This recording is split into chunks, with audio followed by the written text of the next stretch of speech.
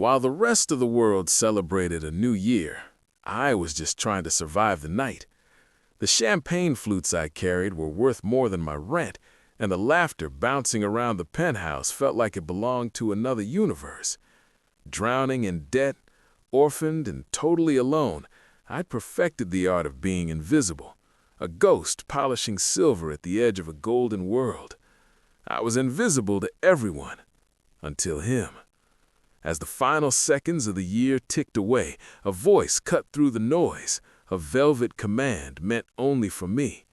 He leaned in, his whisper of physical force against the cheering crowd. "Your old life just ended. You belong to me now." The air in the Blackwood Industries penthouse was so thick with money it was hard to breathe. I tugged at the scratchy polyester of my catering uniform, while all around me, jewels glittered and silk rustled. Men in bespoke suits talked billion-dollar deals, as women with ageless faces laughed at unheard jokes. For them, tonight was a victory lap. For me, it was just another shift, another night of smiling while my insides screamed. My phone buzzed in my pocket, a familiar, sickening jolt. I didn't have to look. It was another reminder about my overdue rent. My landlord wasn't a patient man. The mountain of debt my parents left behind was my whole world, and I was stuck at the bottom. Every paycheck was just a drop in an ocean of red ink. Hope was a luxury I couldn't afford. I was refilling a tray of canapés when I felt it. A stare, not the casual, dismissive glance I was used to. This was focused, heavy. I scanned the room, my eyes sweeping over the glamorous crowd until they locked with his. He stood by the floor-to-ceiling windows, the New York City lights framing him like a dark prince in his kingdom. He wasn't smiling or talking, just watching me. His expression was intense, unreadable. I'd heard the staff whispering his name, Damien Blackwood, the host, a self-made billionaire known for being ruthless in business and fiercely private.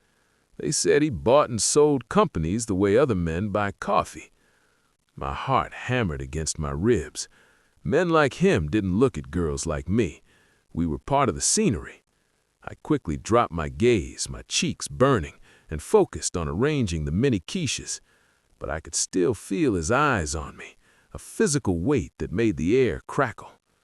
The minutes stretched on. The party grew louder, the energy building toward midnight.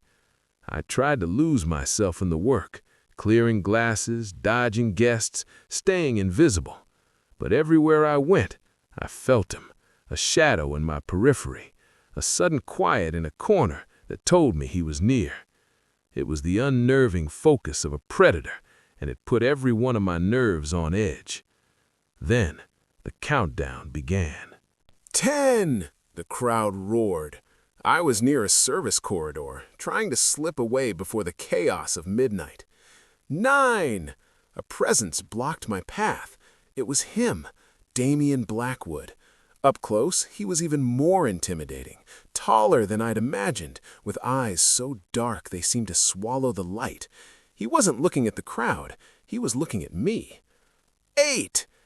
"Don't run," he said, his voice a low rumble that vibrated straight through me. 7! I have to get back to work," I stammered, the tray of empty glasses trembling in my hands. 6! He stepped closer, invading my space, surrounding me with the scent of expensive cologne and pure power. "Your work here is finished." 5! My mind raced. Was I fired? What did I do wrong? 4! He reached out and took the heavy tray from my hands, setting it on a nearby table. His movements were deliberate, final. 3! His eyes locked with mine, and I saw something flicker in their depths. It wasn't lust. It was possession, a hunter who had finally cornered his prey. 2! He leaned in, his lips brushing my ear. The warmth of his breath sent a shiver down my spine. 1! "Happy New Year!" the crowd screamed. Confetti rained down, horns blared. In that explosion of sound, he whispered the words that erased my entire world. "Your old life just ended. You belong to me now." Before I could process it, his hand was on the small of my back. It wasn't a request, it was an act of ownership. He guided me away from the corridor and into the heart of the party. People turned, their happy faces twisting into shock and curiosity. The whispers started instantly. "Who is she? The waitress? What's going on?" Damien ignored them all. His grip was firm as he led me through the sea of his own guests, as if they were obstacles. I was too stunned to resist, a doll being carried away. He didn't stop until we reached a private elevator. The doors slid open, and he pushed me gently inside, following right behind. The doors closed, trapping us in a silent, mirrored box, leaving my old life behind forever. The elevator ride was dead silent. I could only stare at my reflection, a scared girl in a cheap uniform standing next to a man who owned the world. He just stared straight ahead, his jaw set, as if he'd just made the simplest decision of his life. Was I being kidnapped? Was this some cruel game for the rich? The doors opened into a private underground garage where a sleek black car waited. The driver opened the door and Damien gestured for me to get in.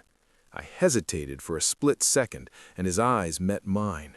His look wasn't angry, just unnervingly calm, as if my compliance was a foregone conclusion.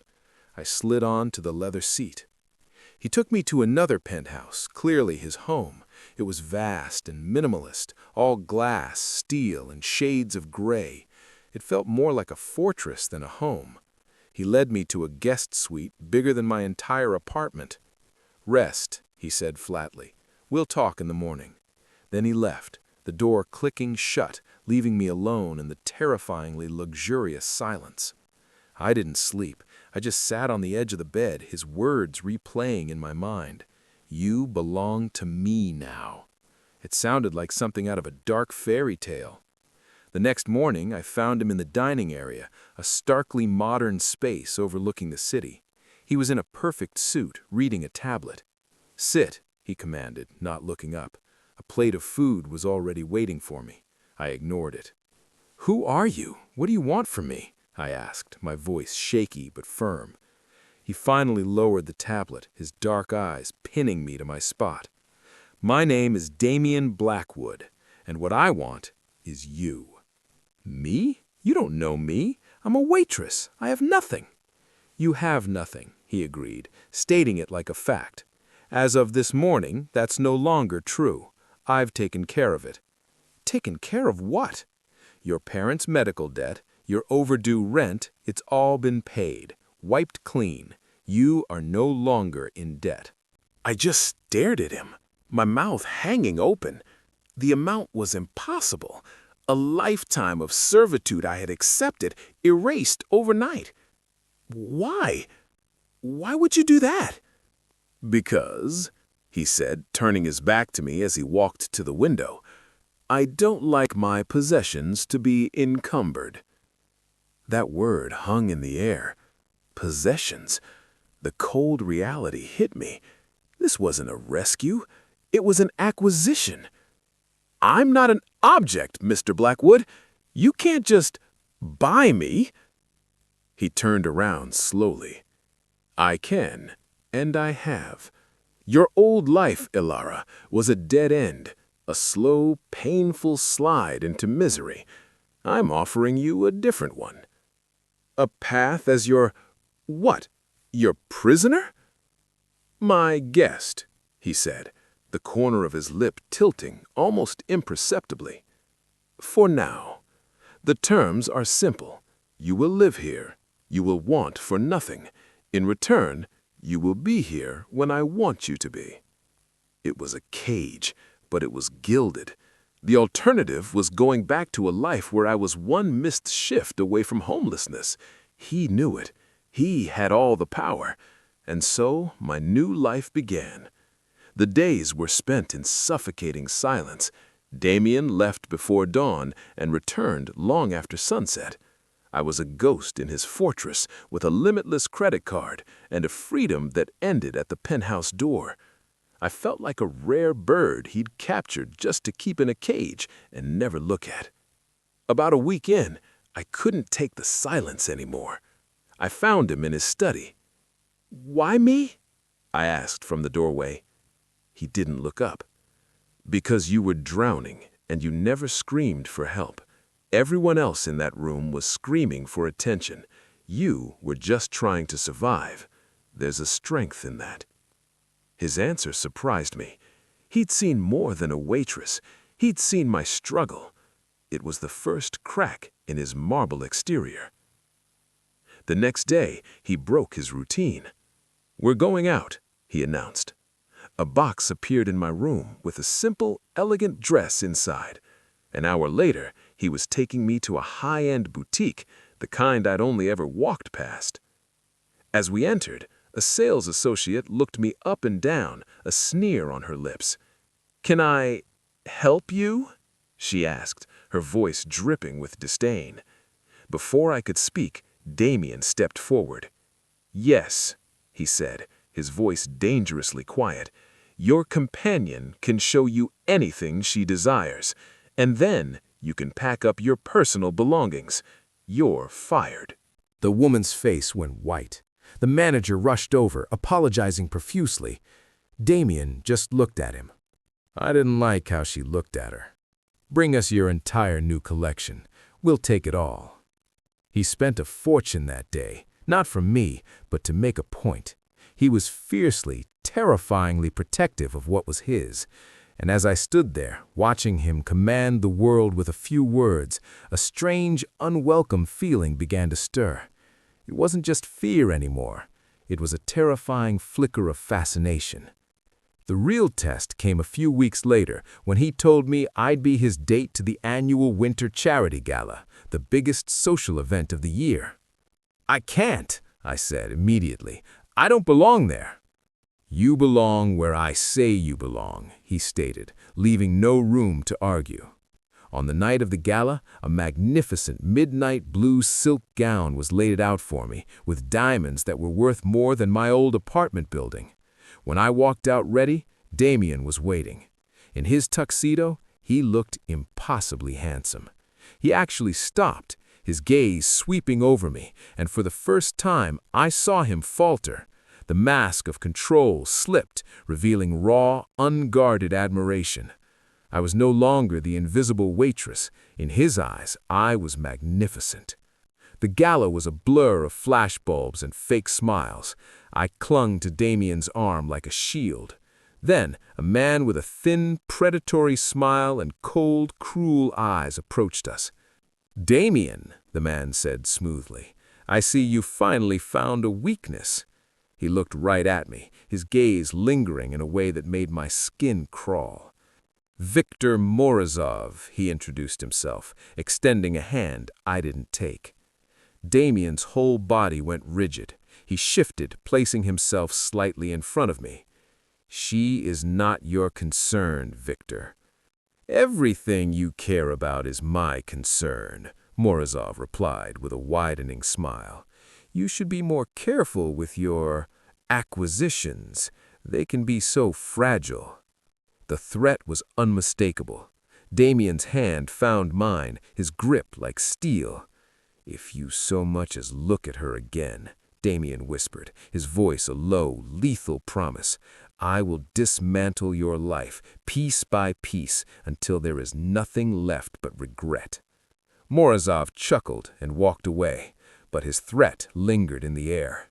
Damien looked down at me, his face a mask of cold fury, but his eyes held a storm of something else, fear. He was afraid, not for himself, but for me, and in that moment, I understood. The gilded cage he'd built wasn't just to keep me in, it was to keep the world out. The silent ride back to the penthouse was suffocating. The fury rolling off Damien was so intense, it felt like a physical force. The second the elevator doors opened, I turned on him, weeks of fear and confusion boiling over into anger. "What was that?" I demanded. Who was that man? A weakness? What have you dragged me into? Damien walked past me, yanking his bow tie loose. It's nothing you need to worry about. Nothing to worry about? I followed him, my voice rising. He looked at me like he wanted to take me apart. He threatened me, Damien. This isn't some business deal. This is my life. A life you hijacked. He slammed his glass on the bar. Permission? He spun around, his eyes blazing. Permission is a luxury men like him don't understand. The moment he saw you, you became a target. Leverage. Do you think I wanted this? I don't know what you want. You just claimed me like a prize you won at a carnival. You paid my debts and locked me in this tower and expect me to be grateful? I'm not a possession, Damien. I am a person. Stop saying that, he roared, striding toward me until he was towering over me. Do you think I don't know that?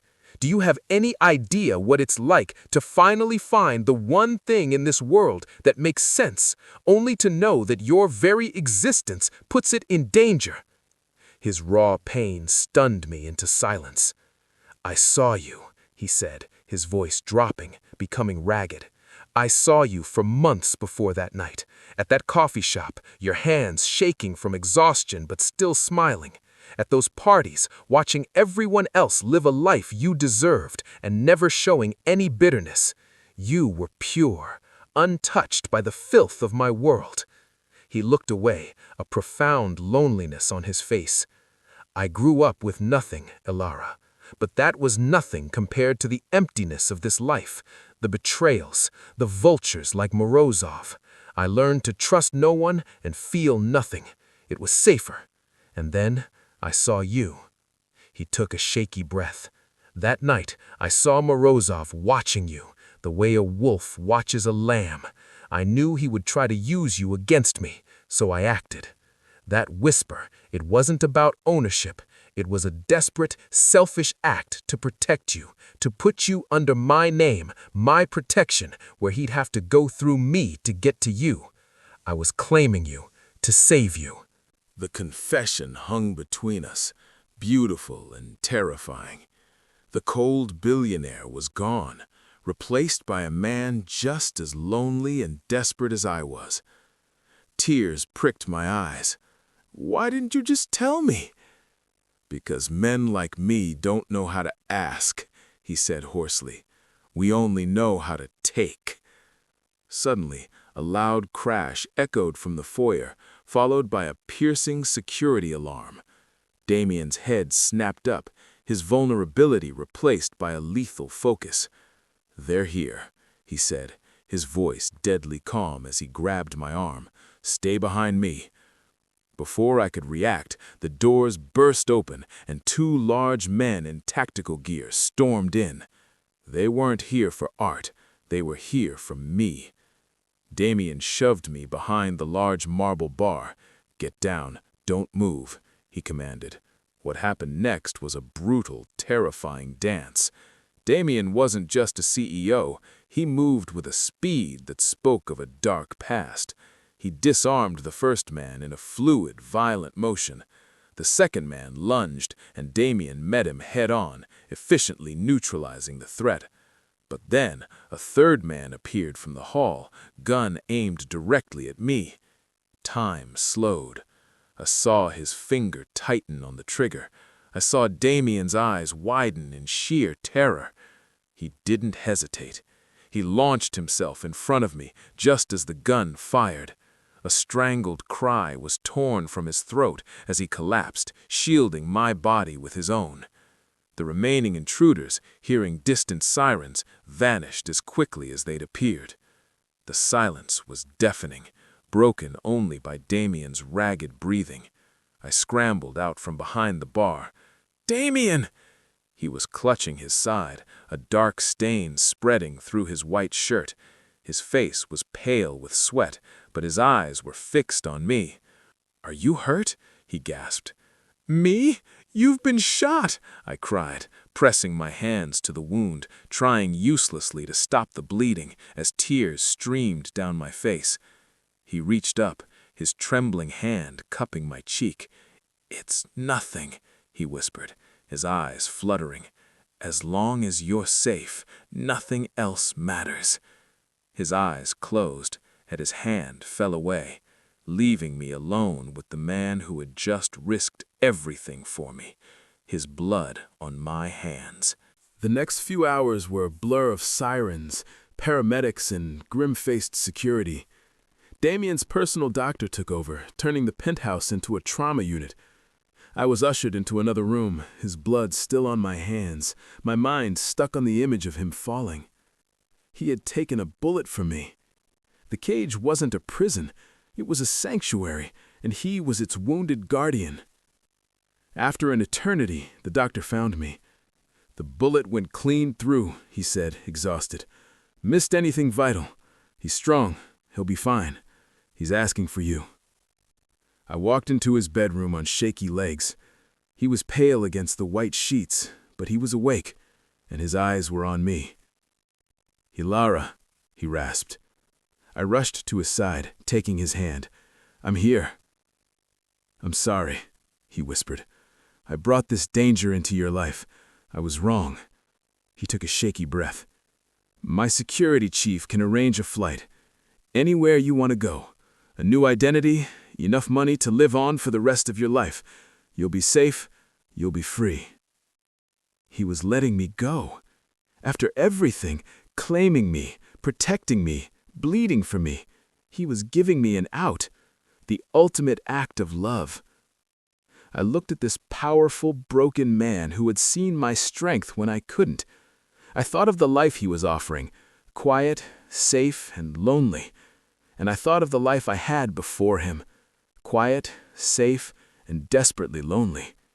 He hadn't just paid my debts, he had seen me, he had fought for me. In his chaotic, dangerous world, I had never felt more alive. Tears streamed down my face, but they weren't tears of fear. "You idiot," I whispered, a watery smile on my lips. He looked confused. I leaned down and kissed him, gently at first, then with all the pent-up emotion of the past few weeks. It was a kiss of choice, of a future I suddenly couldn't imagine without him. I pulled back, resting my forehead against his. "You said my old life was over. You were right," I told him. "But I don't want a new one somewhere else. My new life, I want it with you, danger and all." A look of profound relief washed over his face. He kissed my knuckles. "Are you sure?" "I've never been more sure of anything," I said. "But from now on, no more secrets. We face it together." "Together," he agreed, his grip tightening on my hand. Months passed. Damien recovered, and with me by his side, he confronted his past. He didn't just neutralize Viktor Morozov, he dismantled his entire criminal network, using his power for justice, not just profit. He was still ruthless, but something in him had softened. He smiled more. He came home earlier. He held my hand in public, not as an act of ownership, but of partnership. My life was transformed. I was no longer an orphan drowning in debt. I was a woman who was fiercely loved and who loved fiercely in return. I started working with a foundation Damien created in my name, helping others trapped in the same despair I had known. I found my voice. I found my purpose. 1 year later, we stood on the same penthouse balcony, not as captor and captive, but as partners. It was New Year's Eve again. No party, no crowd, just us. As the distant cheers signaled the final seconds of the year, Damien turned to me, his dark eyes soft and full of a love that still took my breath away. The city roared as the clock struck 12. He didn't whisper this time. He looked me in the eyes and said the words that had become our truth. "Happy New Year, my love." I smiled and pulled him into a kiss, a promise of 1,000 more New Years to come. The whisper that had once been a chain had become the key to my entire life. If you loved Elara and Damien's story, make sure to like and subscribe for more. We want to hear from you. If you were in Elara's shoes, would you have accepted his offer or run? Let us know your thoughts in the comments below.